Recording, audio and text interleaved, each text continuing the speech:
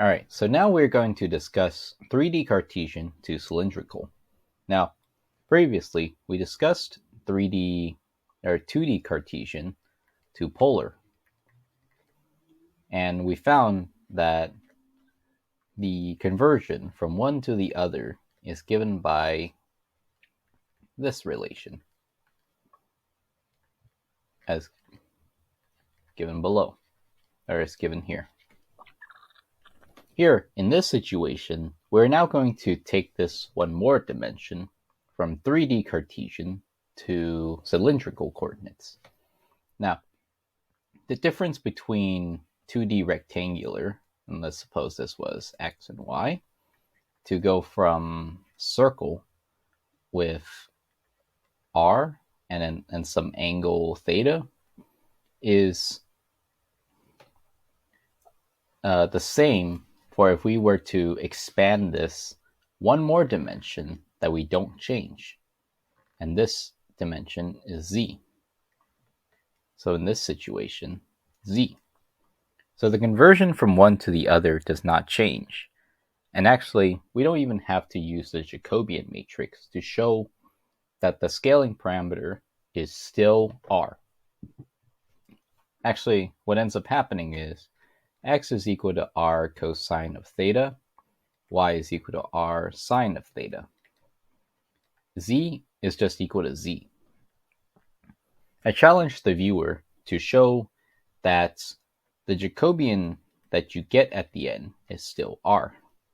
Therefore, the triple integral of some function f of x, y, and z of dx, dy, dz, any order will do, is equal to the triple integral of f of r cosine theta, r sine of theta, z, r dr, d theta, dz. And as such, the symmetry does not change. What I like to think of it is cylindrical is just a polar coordinate with height. In this case, the height is z. Conversion from one to the other, z to z, is unchanged. Therefore, the Jacobian should not change either in that space. Now, why would we want to convert from 3D Cartesian to cylindrical? Suppose you have a wire, and let's say we cut a section of this wire that was carrying current. Anytime we ever have a current running through a magnetic field, the right-hand rule tells us that the magnetic field generated is going to follow the direction of the current. In this case, it's going to, by the right-hand rule, follow this way. And in this situation, when we are asked to find the magnetic field at a particular point, we can exploit Ampere's law to show that this point, we know its magnetic field.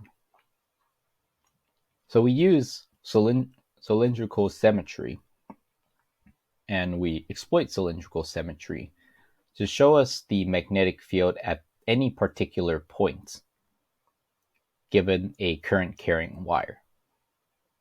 That's one specific example. And one of the most useful examples when we are asked to find what's the magnetic field given a point. Here, if we had to have kept it with Cartesian, we would have missed out on the chance to use symmetry to our advantage. And we'd have to first know what our z is, what our y is, and what our x is. This takes too long. And actually, there's a whole formula for this in which we use just rigorously x, y, and z, called Biot-Savart. Biot-Savart is not a wise decision. Whereas when we can use ampere, it is much better.